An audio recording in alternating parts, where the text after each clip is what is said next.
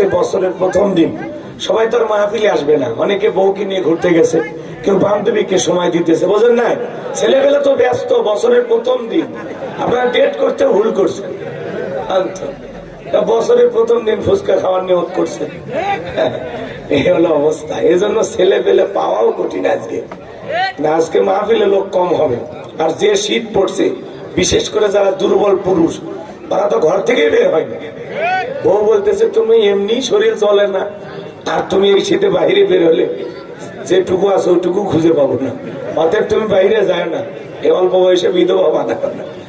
এই জন্য হয়তো অনেক দুর্বল পুরুষ যারা, প্রচন্ড শীতের কারণে ওরা ঘর থেকে বের হতে পারেনি, আরো সমস্যা থাকতে পারে। তো যাই হোক, ওগুলো আমরা আর আলোচনা না করি। আমি সরাসরি আল্লাহর কোরআন থেকে আপনাদের সামনে সংক্ষিপ্ত কিছু সময় আলোচনা করব। আল্লাহ যেন তার গোলামকে কিছু কথা বলার তৌফিক দান করেন। সকলে বলুন আমিন।